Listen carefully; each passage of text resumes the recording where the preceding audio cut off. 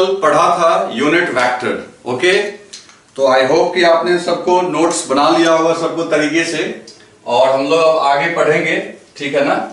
तो unit vector में आपको थोड़ा हम लोग रिवाइज कर लेते हैं यूनिट वेक्टर को। तो यूनिट वेक्टर में मैंने क्या बोला था आपको कि यूनिट वेक्टर एक ऐसा वेक्टर है जिसका मैग्नीट्यूड कितना है 1 और डायरेक्शन इसका स्पेसिफिक होता है, यूनिट लेस होता है। और यूनिट वेक्टर कभी भी अगर आपको चाहिए, लेट अस सी कि अगर मान लो ये वेक्टर आपका P है and you want in this direction unit vector, तो आपको क्या करना चाहिए, P वेक्टर को उसी के मैग्नीट्यूड से डिवाइड कर देना चाहिए, then you will get P cap. और ये P कैप का क्या मतलब हो गया बच्चे, तो P कैप हो गया यूनिट वेक्टर अलोंग P के अलोंग आपको एक यूनिट वेक्टर मिल गया। कितना सिंपल है। उसके बाद मैंने आपको बताया था रेक्टेंगुलर यूनिट वेक्टर। तो रेक्टेंगुलर यूनिट वेक्टर क्या था, तो रेक्टेंगुलर यूनिट वेक्टर उन वेक्टर्स को बोलते हैं, यूनिट वेक्टर को बोलते हैं जो एक्स वाई जेड एक्सिस के अलोंग होता है। जैसे मान लो कि अगर ये पॉजिटिव एक्स है तो इसके अलोंग यूनिट वेक्टर आई से डिनोट कर सकते हैं, उस पे एरो भी लगा सकते हैं, कैप भी, आप इसको ऐसे भी लिख सकते हो। अब माइनस आई क्या होगा, ठीक इसके अपोजिट है ना, माइनस आई ठीक इसके अपोजिट। जे किधर होगा, तो जे को हमने बता दिया पॉजिटिव वाई में, माइनस जे किधर होगा, नेगेटिव वाई में, है ना। और इन सब के बीच का एंगल कितना होगा, 90 डिग्री। और के किधर होगा, पॉजिटिव जेड में, माइनस के किधर होगा, नेगेटिव जेड में। क्लियर है। तो इस तरीके से हम लोग आई जे के एक स्पेशल यूनिट वेक्टर भी बनाए थे। और फिजिक्स में ज्यादा यूज इसी का होना है, क्योंकि फिजिक्स में जो डायरेक्शंस है, मैंने आपको पहले ही बोला है, फिजिक्स की जो डायरेक्शंस है वो आपका एक्स वाई जेड के टर्म में ज्यादा बातचीत की जाती है। समझ गए बच्चे। तो इस तरीके से आप इन चीजों को थोड़ा ध्यान रखेंगे। क्लियर है। अच्छा, इसका बहुत सारा एग्जाम्पल है। जैसे मान लो इसका क्या यूज है, जैसे मैंने बोला कि किसी बॉडी पे फोर्स लग रहा है 20 जे न्यूटन। ध्यान से सुनो बच्चे, ध्यान से सुनो। इस एरो को देख के घबराना मत, एरो भी लिख सकते हैं, कैप भी लिख सकते हैं, दोनों लिख सकते हैं। खासकर आईजे पे, बाकी यूनिट वेक्टर पे कैप रहेगा, बाकी पे कैप रहेगा, लेकिन आईजे पे एरो रहेगा। अब देखो किसी बॉडी पे अगर फोर्स लग रहा है, फोर्स कितना 20 जे, तो 20 जे का क्या मतलब हुआ कि 20 न्यूटन हो गया फोर्स का मैग्नीट्यूड, और जे का मतलब हो गया कि फोर्स आपका पॉजिटिव वाई में लग रहा है। अगर मान लो किसी का एक्सेलरेशन -2 के मीटर पर सेकेंड स्क्वायर है, क्या मतलब हुआ इसका, तो एक्सेलरेशन यानी त्वरण, त्वरण की जो डायरेक्शन है वो नेगेटिव जेड में है। कैसे पता लगा बच्चे, तो -k का मतलब हो गया नेगेटिव जेड एक्सिस, मैग्नीट्यूड कितना 2 मीटर पर सेकेंड। क्लियर है। आईजे के समझ में आया आपको, ठीक है। और यूनिट वेक्टर का मैंने काम भी आपको बताया था कि अगर किसी स्केलर क्वांटिटी को वेक्टर क्वांटिटी में कन्वर्ट करना हो तो you just have to multiply that scalar quantity with a unit vector. आप उस यूनिट वेक्टर से उस स्केलर क्वांटिटी को मल्टीप्लाई कर दो। स्केलर माने अदिश राशि, ठीक है। क्लियर है। तो ये कल का हो गया अपना रिवीजन। चलो अब हम लोग उस काम को शुरू करने जा रहे हैं जिसका हम लोगों को इंतजार था। अब जरा कहोगे कि क्या काम करना है और क्या इंतजार था, तो बच्चों हमें इंतजार इस बात की थी कि हम लोग वेक्टोरियल ऑपरेशंस करेंगे। मतलब हम लोग आखिर क्यों इस चैप्टर को पढ़ रहे हैं, इस चैप्टर को इसलिए पढ़ रहे हैं क्योंकि कुछ क्वांटिटी हैं जो आपके अलजेब्रिक मैथमेटिक्स को फॉलो नहीं करती है ना। कुछ क्वांटिटी ऐसी है जो अलजेब्रिक मैथमेटिक्स का क्या मतलब हुआ, मतलब जो आप साधारण गुना भाग जोड़ घटा जो तुम जानते हो एडिशन सब्ट्रैक्शन, उसको फॉलो जो नहीं करता है, ठीक है ना, उसको जो फॉलो नहीं करता है, उन क्वांटिटी के लिए अलग मैथमेटिक्स हम लोग बनाने जा रहे हैं। तो हमारा हेडिंग है बच्चों वेक्टोरियल मैथमेटिक्स, ठीक है ना। वेक्टोरियल मैथमेटिक्स में हम लोग को क्या क्या पढ़ना है, अब देखते हैं। सबसे पहले हम लोग को पढ़ना है addition of vector, addition of vectors. Clear है बच्चों। फिर हम लोग को पढ़ना है बी 2 subtraction of vectors। दूसरा पढ़ना है subtraction of vectors। तीसरा पढ़ना है resolution of vectors। अब ये तुम्हें समझ में अभी कहोगे रिजोल्यूशन क्या है, तो बताया जाएगा क्या है। एंड फोर्थ है मल्टीप्लीकेशन ऑफ वेक्टर्स। वेक्टर्स को आपस में मल्टीप्लाई कैसे करते हैं, तो देखते जाओ। पहला हम लोग पढ़ेंगे एडिशन ऑफ वेक्टर्स।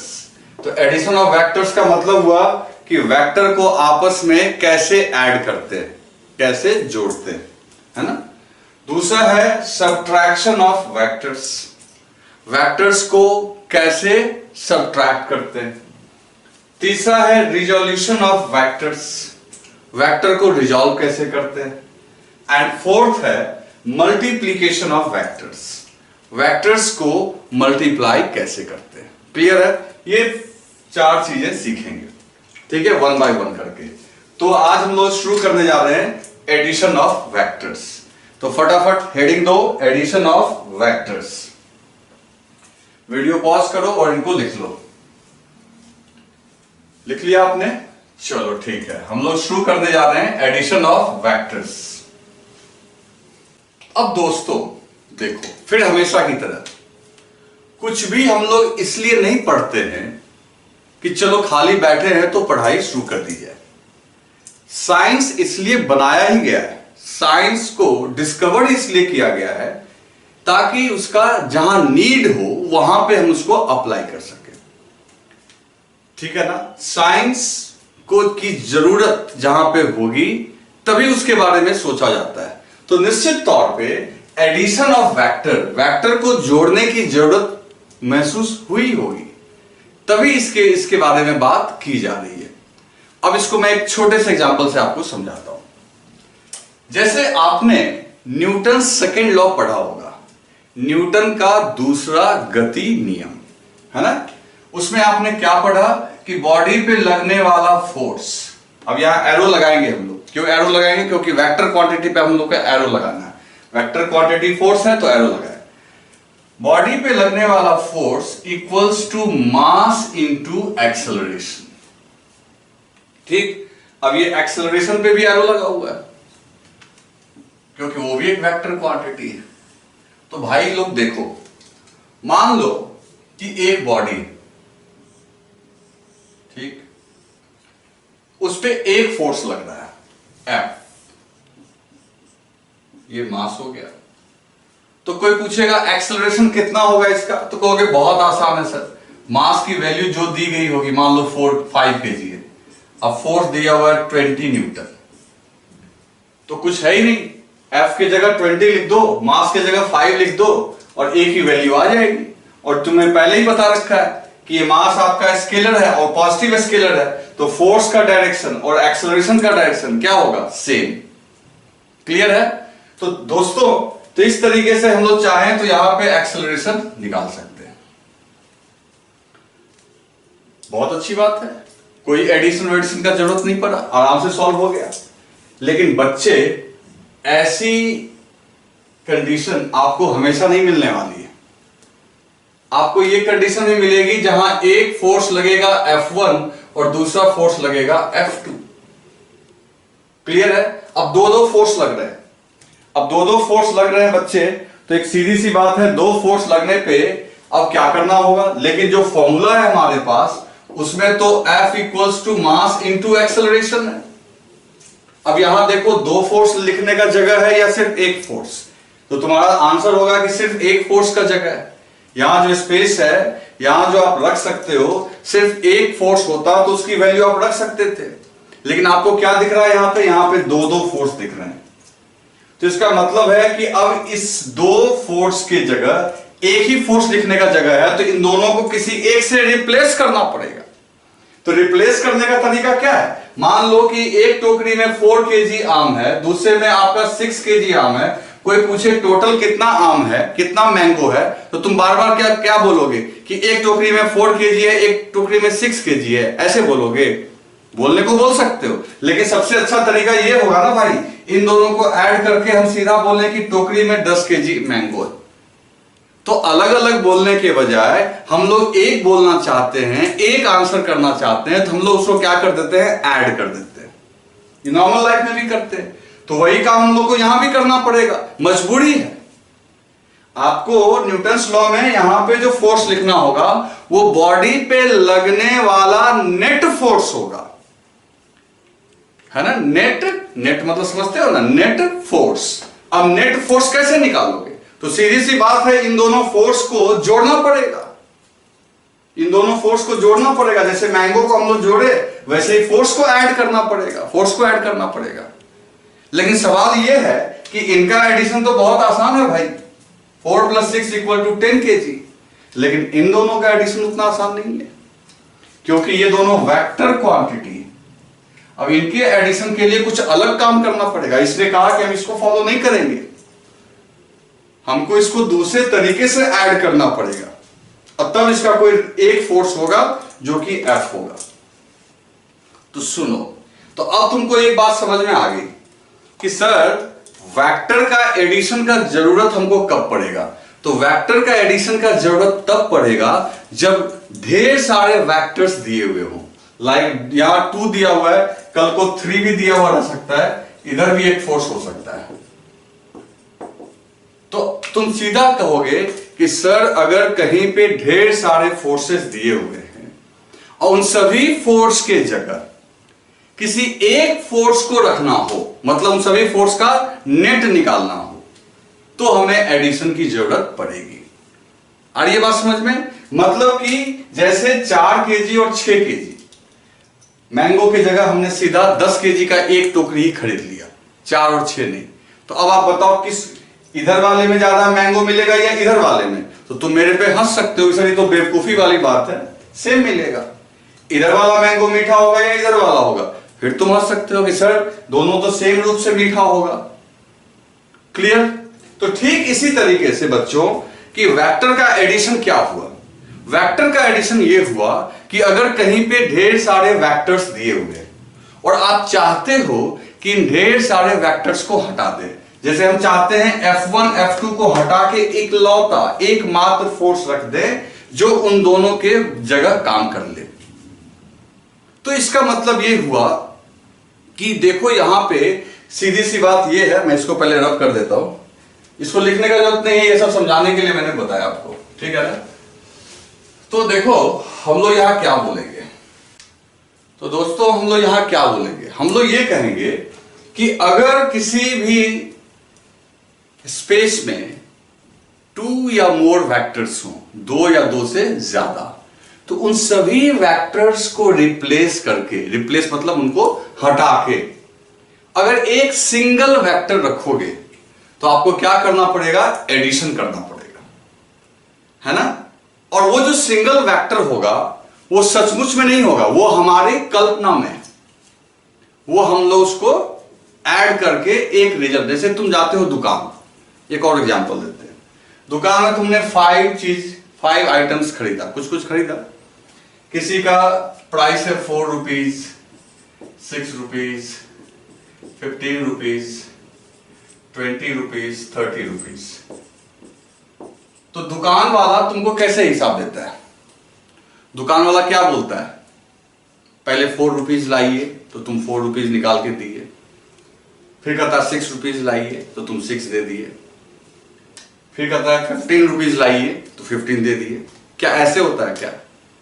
ऐसे तो तुम कहोगे बेवकूफ हो यार, तुम ऐसे कैसे बोल रहे हो? तुम कहोगे सीधा ऐड करो यार, तो 6 + 4 10 + 15 25 + 20 45 + 30 75, है ना भाई? 75 ही होगा ना? दुकानदार बनने लायक है या नहीं है? 30 कितना हुआ? 10 25 और 20, ठीक, 75। तो दुकानदार तुमको कहता है कि यार 75 रुपीज लाओ, क्या तुमने सचमुच में 75 रुपीज का कोई सामान वहां से लिया है क्या? एक सामान नहीं लिया। तुमने तो इतने सारे सामान खरीदे, लेकिन उसको रिप्रेजेंट करने के लिए उसने 75 बोल दिया।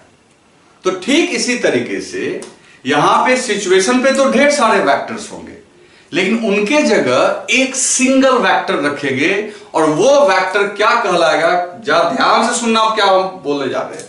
उस वेक्टर को बोलेंगे रिजल्टेंट वेक्टर। अब इसका हिंदी जानने का प्रयास मत करो, उसको रिजल्टेंट ही बोलो। जैसे तुम रिजल्ट पहले से बोलते हो ना यार, रिजल्ट तो बोलते हो। रिजल्ट का मतलब क्या आया? फाइनल।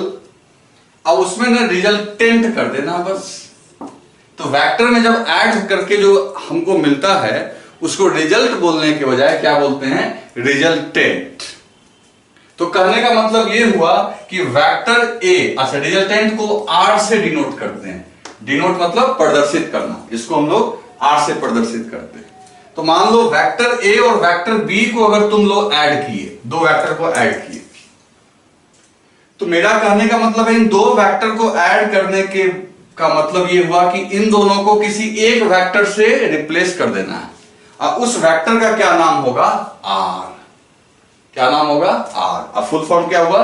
Resultant vector. इसका मतलब क्या हुआ बच्चों कि दो वेक्टर ए और बी को हमने रिप्लेस कर दिया किससे? आर से। सच्चाई यह है कि सचमुच में ये दोनों वेक्टर ही है वहां पे, लेकिन आप बोल सकते हो कि इन दोनों की जगह हाइपोथेटिकली, काल्पनिक रूप से आप आर को मान सकते हो। और ये आर अकेला, अच्छा किसी को किसी से रिप्लेस कैसे करते हैं? मान लो किसी के बदले किसी को तभी ला सकोगे जब जो जिसको तुम लाए हो वो पहले वाले के जैसा काम कर सके। तो इसका मतलब ये हुआ कि ए और बी को हटा के तुमने किसको लाया? आर को। तो इसका मतलब ये हुआ कि आर अकेला उस काम को कर सकता है जो काम ये ए और बी दोनों मिलकर कर रहे थे। ए और बी जिस काम को दोनों मिलकर कर रहे थे उस काम को आर अकेला कर सकता है। तो आर ने रिप्लेस कर दिया किसको? ए और बी को। और सच्चाई तुमको पता होना चाहिए कि सच्चाई में यही मौजूद है। ये तुम्हारे कॉपी पे कैलकुलेशन में मौजूद है। जैसे यहां 75 ये उसके कैलकुलेशन में मौजूद है। बाकी हर एक सामान के ऊपर जो प्राइस लिखा हुआ है असली तो अलग अलग है, लेकिन उसने प्राइस लिख के दिखा दिया 75। तो आप यही समझोगे। क्या कुछ क्लियर हुआ? और ऐसा नहीं है कि दो वेक्टर के एडिशन को ही रिजल्टेंट बोलेंगे। किसी सिचुएशन में आपको तीन वेक्टर भी ऐड करने को आ सकता है, तो आप तीन को ऐड करके हम लोग आर बोलेंगे। चार वेक्टर को भी ऐड करके जो आएगा उसको भी आर ही बोलेंगे, क्योंकि वो आर अकेला उन चारों के बदले काम करेगा। आई बात समझ में? चलो, तो सवाल ये उठता है कि अब हम लोग इसको कैसे जोड़ेंगे, कैसे, अगर ठीक है ये अगर इस प्रकार का एडिशन को फॉलो नहीं करता है तो इनके लिए कौन सा एडिशन का रूल है वो सीखना है। तो पहले तो मैं कुछ लिखता हूं एडिशन ऑफ वेक्टर के ऊपर कि हम लोग एडिशन ऑफ वेक्टर करते क्यों है ना। जिस बात को मैंने अभी समझाया आपको, मैं उसको अब राइट डाउन करके तुम्हें दिखाता हूं। रिजल्टेंट वेक्टर, ध्यान दो, in case of addition of vectors we replace two और मोर वेक्टर, दो या दो से ज्यादा वेक्टर को एक सिंगल हाइपोथेटिकल वेक्टर से रिप्लेस करते हैं। Replace by a single hypothetical vector, जो कि जाना जाएगा किस नाम से? रिजल्टेंट वेक्टर से। हाइपोथेटिकल का मतलब समझे? काल्पनिक, है ना। हाइपोथेटिकल का मतलब क्या हो गया? काल्पनिक, जो सचमुच में मौजूद नहीं होता है। आगे, the effect produced by resultant vector will be same as that of given vectors। देखो, इसका मतलब समझे दोस्त? क्या हमने लिखा है कि the effect produced by resultant vector will be same as that of given vectors. अब इसका क्या मतलब हुआ? कोई भी वेक्टर, चाहे वो वेलोसिटी वेक्टर हो, चाहे वो फोर्स वेक्टर हो या एक्सेलरेशन हो, कोई वेक्टर एक फिजिकल क्वांटिटी होती है और हर एक फिजिकल क्वांटिटी का अपना एक क्या होता है, इफेक्ट प्रोड्यूस करता है। जैसे तुमने किसी पे फोर्स लगाया तो फोर्स लगने का कुछ असर होता है। क्या असर होता है? तो जो बॉडी रेस्ट में होती है वो मोशन में आने लगती है, यानी जो रेस्ट में रुकी हुई है वो चलने लगती है। तो दोस्तों कोई भी बॉडी पे अगर तुम रिजल्टेंट जो होगा वो वही असर पैदा करेगा जो वो वेक्टर्स पैदा कर सकते हैं। मतलब तभी आप हटाओगे। मान लो F1 और F2 दो फोर्स, जितना दोनों मिलके एक्सेलरेशन पैदा करेगा उतना अकेला वो रिजल्टेंट फोर्स एक्सेलरेशन पैदा करना चाहिए, तब जाके आप उसको रिप्लेस कर सकते हो। कहने का मतलब ये हुआ कि मान लो F1 plus F2 is equal to F। अब ये जरूरी नहीं है कि रिजल्टेंट को हमेशा हम लोग R ही लिखेंगे। अब ये F भी लिख दिया, ऐड करके अगर ये लिख दिया तो समझो कि ये रिजल्टेंट का काम करेगा, रिजल्टेंट फोर्स। तो इसका मतलब ये हुआ दोस्त कि F1 और F2 मिलके जितना एक्सेलरेशन पैदा करेगा वो एक्सेलरेशन अकेला कौन पैदा कर देगा? F। तो ये दोनों लगाओ या इसके जगह इसको लगाओ, बात क्या है? सेम। तो ये रिजल्टेंट फोर्स हो गया इस तरीके से। अब एक बात तुम और देख रहे हो जो कल मैंने थोड़ा जिक्र भी किया था नल वेक्टर पढ़ाते समय, तुम देख रहे हो कि वेक्टर और वेक्टर को ऐड करने पे वेक्टर ही मिलता है। तो ये सबसे इंपॉर्टेंट रूल है कि vector plus vector is equal to vector. ये हमेशा याद रखना कि दो वेक्टर के एडिशन से कोई स्केलर क्वांटिटी नहीं मिलने वाली है। क्या मिलेगा? वेक्टर। क्लियर है बच्चों? और रिजल्टेंट हमेशा कैसा होता है बच्चों? हाइपोथेटिकल। ये बात मैं हमेशा बोलता हूं, मतलब रियलिटी में वही मौजूद होता है, रिजल्टेंट से तो बस आप उसको क्या करते हो? रिप्लेस कर देते हो। ठीक है, चलो इसको लिख लो फटाफट।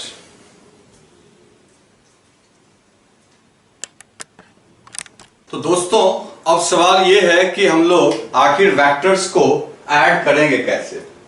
तो देखो, वेक्टर्स को ऐड करने के लिए एक बेसिक रूल दिया गया है जिसका नाम है ट्रायंगल लॉ ऑफ एडिशन। देखो, एक इसी को मॉडिफाइड वर्जन पैरेललोग्राम भी है, लेकिन वो इसी का मॉडिफाइड वर्जन है, इसलिए उसको उस पर दिमाग लगाने की जरूरत नहीं है।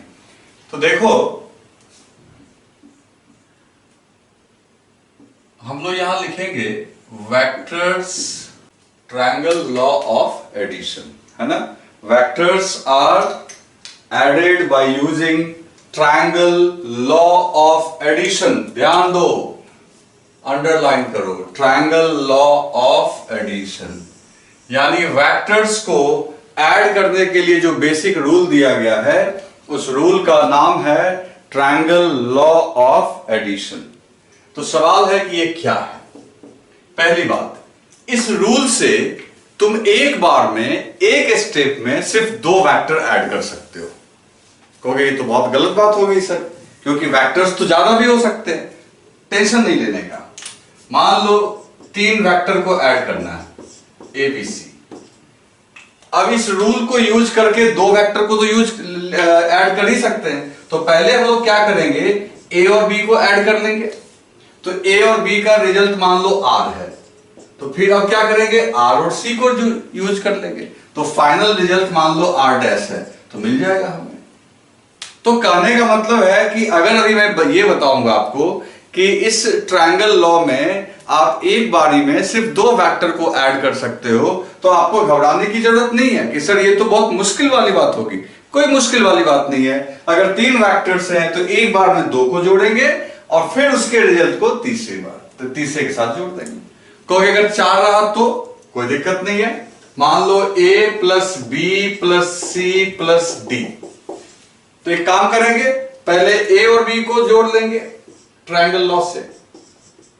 2 को तो ऐड कर ही सकते हैं, और इधर किसको ऐड कर लेंगे, C और D को ऐड कर लेंगे। तो इस तरीके से बताओ, इसके रिजल्ट को R1 बोलेंगे, इसके रिजल्ट को R2 बोलेंगे। फिर ये 4 वेक्टर किस में कन्वर्ट हो गया, 2 वेक्टर्स में, और उसके बाद सीधा क्या हो जाएगा, फाइनल रिजल्ट आ जाएगा। तो ये टेंशन अपने को है नहीं। और जब आगे की क्लासेस में जब मैं रिजोल्यूशन पढ़ा दूंगा तो आपको यह बताऊंगा कि इस तरीके से मल्टीपल वेक्टर को जोड़ने के अलावे भी हमारे पास और भी तरीके हैं कि मल्टीपल वेक्टर को कैसे जोड़ना, वो बात की बात है। तो पहले तो 2 को ऐड करना सीख लें हम लोग। तो बच्चों, आज से अगर तुमसे कोई पूछे कि वेक्टर्स को ऐड करने के लिए कौन सा लॉ है, तो तुम सीधा बोलोगे कि हमारे पास वेक्टर को ऐड करने के लिए जो लॉ है उस लॉ को बोलते हैं ट्रायंगल लॉ ऑफ एडिशन। तो सवाल यह है कि ये ट्रायंगल लॉ ऑफ एडिशन जो है ना, ये है क्या, क्या करता है, तो तुम तुरंत समझ जाओगे। जैसे देखो, मान लो कितना इजी है, आप देखो, मान लो कि तुम्हें ऐड करना है वेक्टर ए और वेक्टर बी को, और इन दोनों को ऐड करके एक तीसरा वेक्टर क्या मिल रहा है आपको, आर। एक तीसरा वेक्टर क्या मिल रहा है, आर।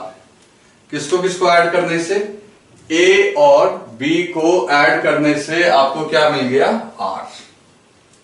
तो ट्रायंगल लॉ में क्या कहता है, तो ट्रायंगल लॉ में यह कहता है बच्चों कि अगर दो वेक्टर्स को ट्रायंगल के 2 साइड के रूप में रिप्रेजेंट करो, दोनों वेक्टर ए और बी को, ट्रायंगल में टोटल 3 साइड्स होते हैं, तो कह रहा है कि अगर ए और बी को ट्रायंगल के 2 साइड के रूप में रिप्रेजेंट करो तो तीसरा साइड जो होगा ट्रायंगल का वो ऑटोमेटिक आर दे रहा होगा।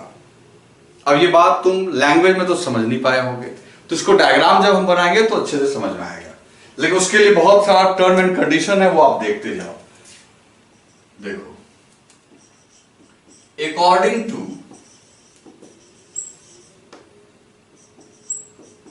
दिस रूल, है ना, इस रूल के हिसाब से, this rule, if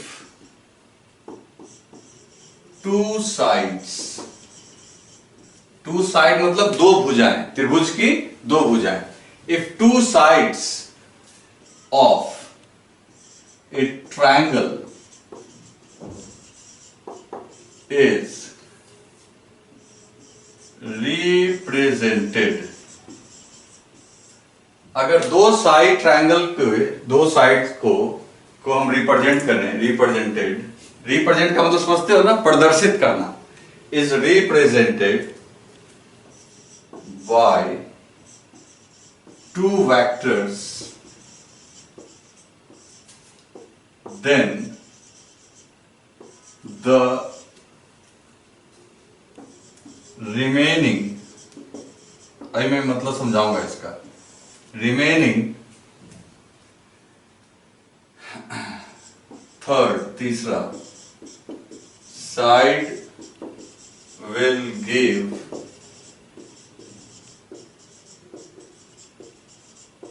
resultant vector. तो according to this rule, if 2 sides of a triangle is represented by 2 vectors, then the remaining third side will give resultant vector। अब यहां पे एक चीज लिखना होगा, provided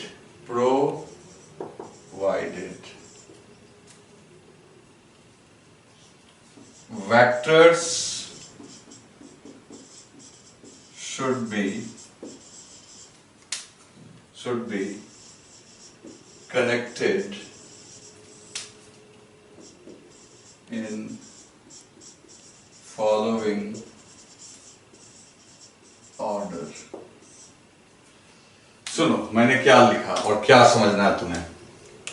according to this rule, इस rule के मुताबिक अगर त्रिभुज की 2 भुजाओं को, यानी 2 sides of A triangle is represented by 2 vector, अगर त्रिभुज की 2 भुजाओं को 2 वेक्टर से रिप्रेजेंट करोगे, देन द रिमेनिंग मतलब बचा हुआ थर्ड साइड, तीसरा side will give resultant vector. तो तीसरा साइड जो बचा हुआ है, रिमेनिंग का मतलब बचा हुआ, जो तीसरा साइड बचा हुआ है, third side will give resultant vector. वो क्या देगा बच्चों, रिजल्टेंट वेक्टर। प्रोवाइडेड, अब शर्त है इसमें, लेकिन खाली त्रिभुज बना देने से काम नहीं होगा, इसमें एक शर्त है। प्रोवाइडेड का मतलब होता है कंडीशन अप्लाई, है ना। तो क्या कंडीशन है बच्चे? कंडीशन अप्लाई है कि vectors should be connected, vectors को जोड़ना है इन फॉलोइंग ऑर्डर, वेक्टर्स को जोड़ना है निम्नलिखित, फॉलोइंग का मतलब निम्नलिखित ऑर्डर में, vectors should be connected in following निम्नलिखित ऑर्डर, ऑर्डर का मतलब क्रम में, इस क्रम में होना चाहिए। अब वो क्रम क्या है वो देखो। तो तुमको जैसे मान लो किसको किसको ऐड करना है, ए को और बी को, तो आप क्या करोगे, अब मैं यहां ना एक डायग्राम बना रहा हूं, इसका मतलब मैं ट्रायंगल नहीं बना रहा हूं, बस आपको याद कर रखने के लिए एक चीज बना रहा हूं। तो देखो ऑर्डर क्या है, मान लो ये वेक्टर ए है, अब ये सचमुच का ए मत मान लेना, मैंने बस डायग्राम के लिए यहां पे बना दिया है ताकि आप इसको याद रखें। ये ए का हेड है, ये ए का टेल है। अगर ए और बी को जोड़ना है तो ए के हेड पे बी के टेल को रखो, ए के हेड पे बी का टेल। अब देखो यहां ए का टेल खाली है और ये बी का हेड खाली है, मतलब यहां पे कुछ नहीं है। तो आर वेक्टर जो होगा, वेक्टर आर भी एक वेक्टर होगा, जो इसका रिजल्ट आएगा वो भी एक वेक्टर ही होगा। ये जो आर है ये भी तो एक वेक्टर ही है, तो एक उस वेक्टर का टेल होगा ए के टेल के पास और उस वेक्टर का हेड होगा बी के हेड के पास। तो तुम कर रहे होगे, तुम सोच रहे होगे कि सर ये ट्रायंगल तो बना नहीं, तो मैं फिर बोल रहा हूं, ये मैं आपको बस समझाने के लिए एक ऑर्डर लिख दिया हूं, ट्रायंगल तो भी बनेगा ना, ये आपको याद रखने के लिए ऐसा बना दिया डायग्राम। यानी कि ये हो गया ए का हेड पे बी का टेल होना चाहिए, ये इसका हेड, ये इसका टेल। बहुत छोटा लिख रहा हूं, आपको दिख भी नहीं सकेगा, आप समझ जाना। और रिजल्टेंट का हेड बी के हेड के साथ होना चाहिए, ठीक, और रिजल्टेंट का टेल इसके टेल के साथ होना चाहिए। लेकिन एक बात यहां पे देखो, तुम चाहो तो ये इंटरचेंज कर सकते हो, जैसे मैंने लिखा ना कि ए के हेड पे बी का टेल होना चाहिए, तुम उल्टा भी लिखोगे तो भी रिजल्ट यही आएगा। मान लो बी के हेड पे ए के भी टेल को रखो चलेगा, लेकिन बस रिजल्टेंट का जो होना चाहिए उसका हेड किसी एक के हेड के साथ होना चाहिए और किसी एक के टेल के साथ होना चाहिए। अब मैं इसको डिटेल में समझाता हूं, फिलहाल अभी आप लिख लो और अभी देखो मैं कितना डिटेल में इसको बताऊंगा, तुमको मजा आएगा। बहुत सारा डायग्राम में बनाऊंगा, पहले एक बार वीडियो पॉज करो और इसको लिखो।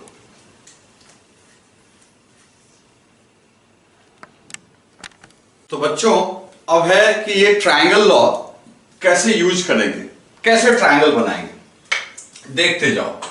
मान लो ये एक वेक्टर ए है, ध्यान से देखना भाई, और ये दूसरा वेक्टर है बी, ठीक, बी की ये डायरेक्शन है और ए की ये डायरेक्शन है। अब इन दोनों का रिजल्टेंट चाहिए, है ना। तो हम लोग ए और बी को अगर ऐड करेंगे तो हमें आर मिलेगा, ए और बी को ऐड करने से क्या मिलेगा, आर। सवाल है ये आर कैसे मिलेगा, तो जवाब है कि कहोगे कि सर हम लोग जो है इसको ना ऐसे मिला देते हैं तो ट्रायंगल बन जाएगा, ऐसे ऐसे मिला देते हैं, बन गया ट्रायंगल। ट्रायंगल ही तो बनाना है, बन गया ट्रायंगल। भाई ये गलत हो जाएगा टोटल। अभी आप समझे नहीं, अभी मैंने आपको बताया था कि ट्रायंगल सिर्फ बना नहीं देना है, ट्रायंगल बनाना नहीं है भाई, यहां पे ट्रायंगल को एक ऑर्डर में बनाना है। और वो ऑर्डर क्या होना चाहिए तो देखते जाओ बस। ये डायग्राम रॉन्ग हो गया, याद रखिएगा। ट्रायंगल कैसे बनेगा वो आप देखो। पहली बात कि जो डायग्राम आपको दिया हुआ है, जो डायग्राम बना के वेक्टर की लोकेशन, वेक्टर की स्थिति जो दी गई है वो ये है। अब इन दोनों वेक्टर के टेल्स, यानी दोनों का टेल यहां पे ज्वाइन किया हुआ है। रूल क्या कहता है कि जिन दोनों को ऐड करना है उसमें से आप क्या करो कि एक के हेड पे दूसरे का टेल होना चाहिए, जबकि यहां दोनों के टेल है, ए और बी को जोड़ना है तो ए के हेड पे बी के टेल को रखो अथवा बी के हेड पे ए के टेल को रखो, वो आपकी मर्जी है। तो इसका मतलब है कि ये गलत, इस तरीके से आप ट्रायंगल नहीं बनाएंगे। तो ए को आगे हम लोग शिफ्ट करेंगे। क्यों शिफ्ट करेंगे भाई? तो ए को अगर हम लोग शिफ्ट करके यहां रख दें, देखो ए को अगर हम लोग शिफ्ट करके यहां रख दें तो देखो क्या हुआ। बी के लिए सोचो, ये बी का टेल, ये बी का हेड। अब ए बी के टेल हेड पे रखा हुआ है, देखो यहां हेड और टेल जुड़ा हुआ दोनों का, और इसका हेड खाली हो गया। तो रिजल्टेंट कैसे, अब देखो क्या करेंगे। रिजल्टेंट के बारे में क्या बताए? रिजल्टेंट का हेड एक के हेड के साथ होगा और रिजल्टेंट का टेल दूसरे के टेल के साथ होगा। तो इसका मतलब है कि ये आपका हो गया रिजल्टेंट। ये क्या हो गया बच्चों? रिजल्टेंट। ये हो गया आपका रिजल्टेंट। अब तुम देख सकते हो कि रिजल्टेंट का हेड ए के हेड के साथ, तुम देख रहे हो ना, रिजल्टेंट का जो हेड है वो ए के हेड के साथ, रिजल्टेंट का हेड ए के हेड के साथ है और रिजल्टेंट का टेल बी के टेल के साथ। अब ये ट्रायंगल बन गया। अब ये हम बोल सकते हैं कि ये जो रेड कलर से बनाया, ये इन दोनों के बजाय अकेले रिप्लेस करेगा। और तुम एक चीज और देखो, अभी हमने क्या किया था, ए को यहां तक ट्रांसफर किया था। अगर तुम चाहते तो बी को ही यहां ट्रांसफर कर देते तो भी वही रिजल्टेंट आता। तो ये मत सोचना कि हमको ए को हटाना है या बी को हटाना है, किसी को भी रिप्लेस कर सकते हो। देखो तब भी वही ट्रायंगल बन गया। अब ये देखो ट्रायंगल दिख रहा तुमको, tail head tail head, head to head tail to tail. तो बी पे ए को लाओ या ए पे बी को लाओ, मिलेगा तुमको बीच में आधे। ये दो ट्रायंगल है और यही इसी को हम लोग कभी कभी पैरेललोग्राम भी बोलते हैं, समानांतर चतुर्भुज। लेकिन अल्टीमेटली है तो ये दो ट्रायंगल ही। तो आप समझो मेरी बात को, चाहे बी को शिफ्ट करो चाहे ए को शिफ्ट करो, बस एक चीज ध्यान रखो कि जिन दो को ऐड करना है, एक के हेड पे दूसरे का टेल होना चाहिए, तब बचे हुए हेड पे रिजल्टेंट का ऑटोमेटिकली हेड आ जाएगा और रिजल्टेंट का टेल दूसरे पे आ जाएगा और ये रिजल्टेंट होगा। क्लियर है? अब इसको सोचो रिजल्टेंट कैसे है, आखिर ये कैसे ऐसे। तुम प्रैक्टिकली सोचो, कुछ देर के लिए सब भूल जाओ।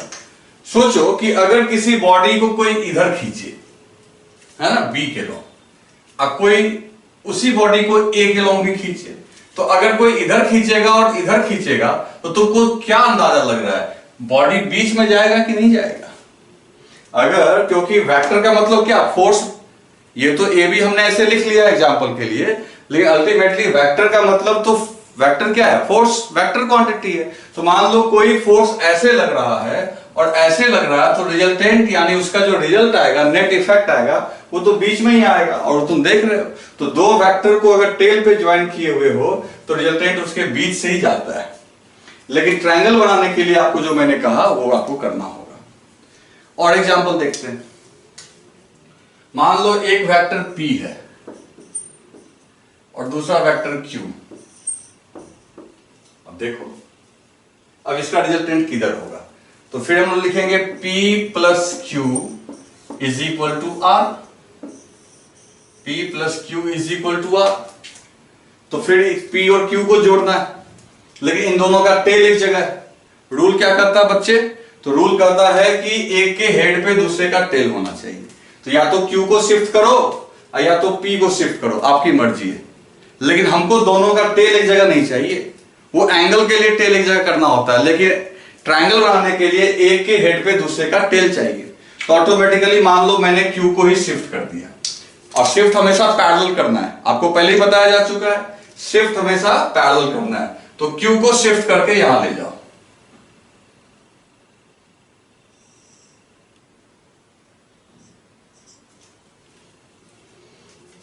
ठीक है ना? थोड़ा बड़ा तो नहीं हो गया? एग्जैक्ट उसी साइज का। अब देख लो, टेल हेड टेल टेल। तो देखो हेड टेल जुड़ा हुआ दोनों का। अब बताओ कैसे बनाओगे ताकि रिजल्टेंट बन जाए? तो रिजल्टेंट बनाते समय याद रखना, रिजल्टेंट का हेड दूसरे के हेड के साथ होगा और रिजल्टेंट का टेल दूसरे के टेल के साथ होगा। तो इसका मतलब ये जो रेड कलर हो गया, दिस इज रिजल्टेंट। देखो रिजल्टेंट का हेड क्यू के हेड के साथ है, रिजल्टेंट का टेल पी के टेल के साथ है।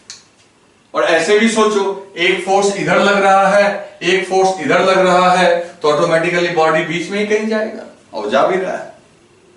आ रही है बात समझ में? और एक डायग्राम बनाते हैं, तब तुम्हें और क्लियर हो जाएगा। मान लो एक वेक्टर है C और दूसरा वेक्टर है D।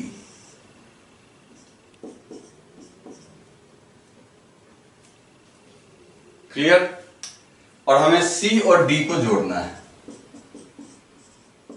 और मान लो इन दोनों को भी ऐड करने पे जो रिजल्ट आया उसको हमने R मान लिया। कुछ भी और भी मान सकते हो, लेकिन बोलेंगे रिजल्टेंट ही। R लिखो चाहे नहीं लिखो, लेकिन बोलना उसको नाम से रिजल्टेंट ही है। फिर कैसे क्या होगा भाई? अब देखो दोनों का टेल जुड़ा हुआ है, तो बात वही है कि इस तरीके से तो काम नहीं चलेगा। या तो C को शिफ्ट करके यहां पे लाओ, यानी इसके टेल को इसके हेड पे रख दो, या D को शिफ्ट करके यहां लाओ। किसको शिफ्ट करना है ये डिसीजन तुम्हारा होगा। और उससे क्या, बस तुम इस तरीके से डिसीजन लोगे कि तुम्हें कैलकुलेशन करने में क्या हो, आसानी। ठीक है ना? तो अब एक काम करते हैं, मेरे को इजी लग रहा है यहां पे D को शिफ्ट करना, तो देखो D को शिफ्ट कर दिया हमने। शिफ्ट एकदम पैरेलल होना चाहिए।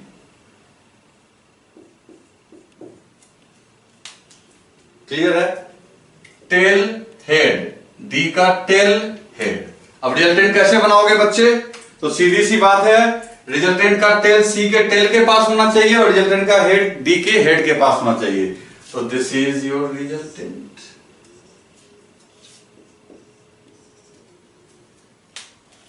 अब आया समझ में? तो इस तरीके से हम लोग बहुत आसानी से ट्रायंगल बना सकते हैं, ट्रायंगल लॉ का यूज कर सकते हैं। लेकिन अभी तो ये डायग्राम के थ्रू बताया, लेकिन अब देखो, अब रियल काम हम लोग शुरू करने वाले हैं। तो ये ट्रायंगल लॉ में ट्रायंगल इस तरीके से बनाना है। क्लियर है? चलो राइट डाउन कर लो। तो दोस्तों सवाल ये है कि ट्रायंगल तो बन गया, लेकिन अब वो जो दो वेक्टर है उसके बजाय जो तीसरा वेक्टर है, अब उसका मैग्नीट्यूड और डायरेक्शन दोनों निकालना होगा। देखो मैं क्या बोलना चाह रहा हूं वो देखो। मान लो A plus B equals to क्या है, R। ठीक? अब ये दोनों वेक्टर गिवन होगा। गिवन का मतलब दिया हुआ, क्वेश्चन में दिया हुआ रहेगा गिवन, और इन दोनों को ऐड करके हमें ये वेक्टर कैलकुलेट करना है। ये अपना अननोन है, अननोन मतलब अज्ञात। अब कोई अननोन वेक्टर है तो सीधी सी बात है, इसके दो चीज में इंटरेस्टेड है हम लोग, क्योंकि कोई वेक्टर अननोन होने का मतलब है वेक्टर के दोनों क्वालिटी को पता करना होगा। और वेक्टर की दो क्वालिटी कौन कौन सी है ये तुम्हें पता है, एक है मैग्नीट्यूड और दूसरा है डायरेक्शन। तो हमें क्या पता करना होगा बच्चों, R का मैग्नीट्यूड। ये हो गया मैग्नीट्यूड, ये हो गया मैग्नीट्यूड, और ये हो गया R का डायरेक्शन। तो R की डायरेक्शन भी पता करनी होगी और R का मैग्नीट्यूड भी पता करना होगा। तो पहले हम लोग R का मैग्नीट्यूड तो आज कम से कम निकाल लें, फिर डायरेक्शन कल देखेंगे। तो बच्चों यहां पे अब हम लोग इंटरेस्टेड हैं R के मैग्नीट्यूड को कैलकुलेट करने में। तो देखो अब आप कैलकुलेट करके मैं बताता हूं, ये दोनों चीज निकालना है हम लोग को। तो समझे क्या हुआ, A और B गिवन होगा, रिजल्टेंट हुआ R जो कि हमारा अननोन है, उसके मैग्नीट्यूड को निकालना है और उसके डायरेक्शन को। तो जैसे मान लो कि ये वेक्टर है आपका A और ये वेक्टर है B। ठीक? और इन दोनों के बीच का एंगल भी दिया हुआ है क्वेश्चन में, थीटा। तो कहता है A भी दिया हुआ है, B भी दिया हुआ है, थीटा भी दिया हुआ है, इसका मैग्नीट्यूड दिया हुआ है, मान लो कुछ भी मान सकते हो, 6 न्यूटन दिया हुआ है, ये 8 न्यूटन दिया हुआ है, थीटा 60 डिग्री दिया हुआ है। तो पूछा इसका रिजल्टेंट किधर होगा और उसका मैग्नीट्यूड कितना होगा। तो पहले तो तुम सबसे पहले ट्राइंगल बनाओ। तो B को क्या करोगे, शिफ्ट करो। तो B को हमने शिफ्ट कर दिया। ठीक, ये B हो गया। या फिर ए को, तो अब सीधी सी बात है, देखो टेल हेड, तो ये जो हो गया आपका ये बी है,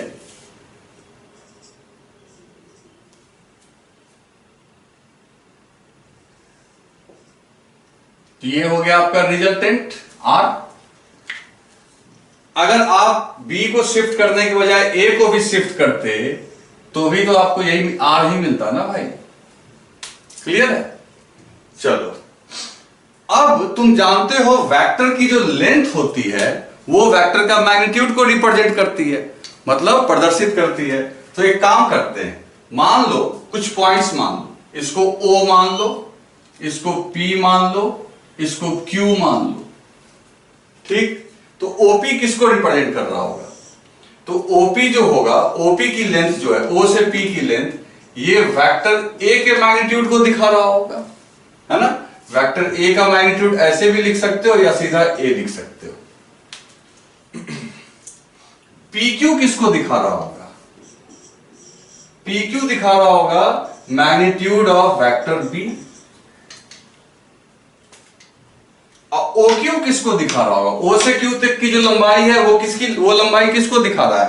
वेक्टर R के मैग्नीट्यूड को, क्योंकि वेक्टर का लेंथ जो है वो मैग्नीट्यूड को प्रदर्शित करता है।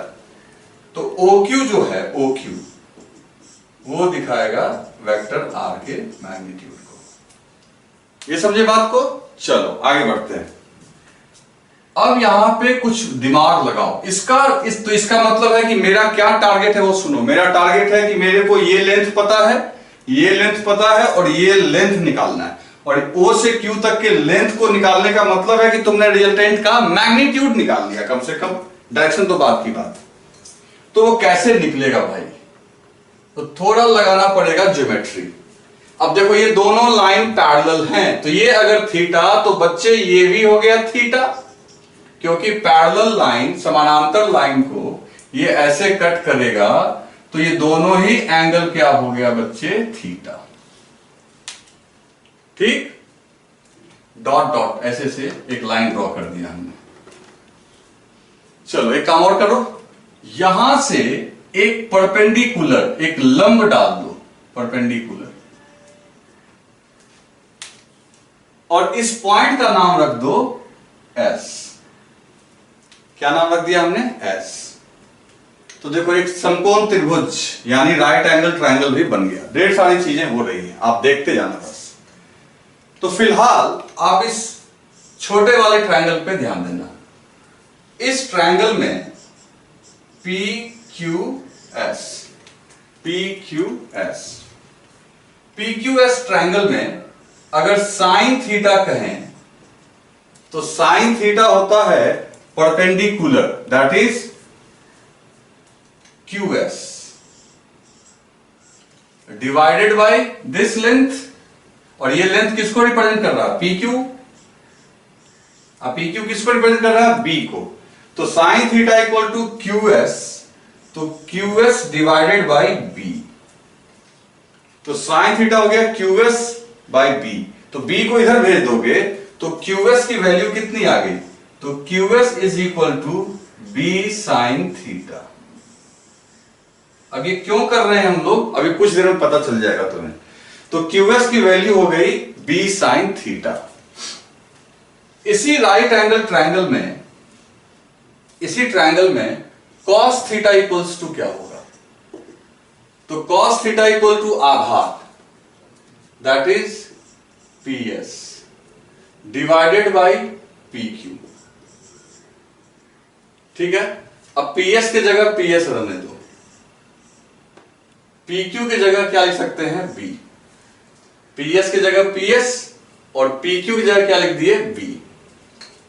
तो यहां से बच्चों PS इक्वल्स टू क्या हो जाएगा? तो B इधर रख दो, तो B cos थीटा। तो QS की जगह हम लोग लिख सकते हैं B साइन थीटा और PS की जगह लिख सकते हैं B cos थीटा। आ गया? अब ये PS और QS मैंने क्यों निकाला है ये तुम्हें कुछ देर में समझ में आ जाएगा। अब एक काम करो, आपने ये सब तो लिख ही लिया होगा। आप जल्दी से वीडियो पॉज करो और इसको लिख लो। मैं ये पूरा रब करूंगा, ये पूरा मिटाऊंगा। आप जल्दी से वीडियो को पॉज करो और उसे लिख लो। लिख लिया आपने? चलो ठीक है। अब बच्चे तुम यहां एक बड़े ट्रायंगल में चलो। एक बड़ा राइट एंगल ट्रायंगल दिख रहा है तुम्हें? ध्यान से देखना।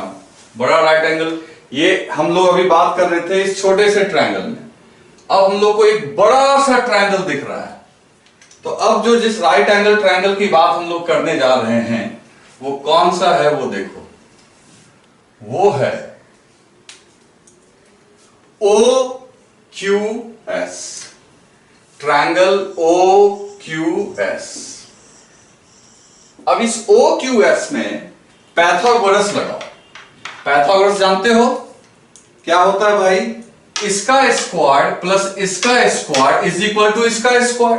कहने का मतलब है, तुम्हें पता है सब चीज, तुम्हें ये 8, 9 में पढ़ाया गया है। OQ का square is equal to OS का स्क्वायर, OS का स्क्वायर अब प्लस QS का स्क्वायर लिख सकते हैं। अच्छा, OS को क्या लिख सकते हैं? तो OS is equal to, O से S को क्या लिख सकते हैं? Is equal to OP plus PS। और ये बात समझ में? OS को लिख सकते हैं OP अब प्लस PS। और OP क्या है आपका बच्चे? तो O से P तक देखो क्या बोल रहे हैं, A। अब PS क्या है बच्चे? तो PS क्या है? B cos theta. तो जहां OS है, OS की वैल्यू हो गई A plus B cos theta. तो अब देखते जाओ क्या क्या करना है। OQ किसको रिप्रेजेंट कर रहा है? OQ R को कर रहा है, तो लिखोगे R का square is equal to OS। OS क्या है बच्चे? तो A plus B cos theta का स्क्वायर। QS क्या है बच्चे? तो B sin थीटा। देखो सब यूज में आ गया। B स्क्वायर स्क्वायर है तो B square sine square theta. Clear? चलो अब यहां से क्या आ गया? So R square is equal to, अब A प्लस B का होल स्क्वायर। तो A प्लस B का होल स्क्वायर करेंगे तो ये हो जाएगा A square plus B square cos square theta, है ना? A प्लस B का होल स्क्वायर हो जाएगा A square plus B square cos square theta plus 2A, है ना, 2AB। तो 2AB cos थीटा अब प्लस ये जो है B square sine square theta. अब आप क्या करो, B square cos square theta और B square sine square theta को एक जगह ले आओगे। अब B स्क्वायर कॉमन ले लो, तो R square equal to A square plus B square common ले लिया तो sine square theta plus cos square theta plus 2AB cos theta. अब दोस्तों ये क्या होगा? तो sine square theta plus cos square theta हो गया 1। तो automatically R square equal to A square plus B square plus 2AB cos theta. और here we get the answer। दोस्तों अगर ये स्क्वायर हटाएंगे तो ये पूरा अंडर रूट में आ जाएगा A square plus B square plus 2AB cos theta. तो दोस्तों दो वेक्टर का जो रिजल्टेंट का मैग्नीट्यूड सिर्फ आया, कैसे, क्या फॉर्मूला आया? ध्यान से देखो, बहुत इंपॉर्टेंट है। Under root magnitude of A square plus magnitude of B square plus 2 into A into B cos theta, जहां थीटा क्या है? दोनों के वेक्टर के बीच का एंगल। समझ गए? तो इस तरीके से क्वेश्चन में अगर मान लो A का मैग्नीट्यूड रख देंगे, B का मैग्नीट्यूड रख देंगे, 2 इंटू A इंटू B और ये थीटा रख देंगे तो ऑटोमेटिकली आपको R का मैग्नीट्यूड पता चल जाएगा। ठीक है? तो वीडियो अब लंबा हो गया है, आप इसको लिख लीजिएगा। और अगले दिन बहुत इंपॉर्टेंट क्लास है, बहुत इंपॉर्टेंट, मैं बार बार बोल रहा हूं, बहुत इंपॉर्टेंट। Okay, good bye.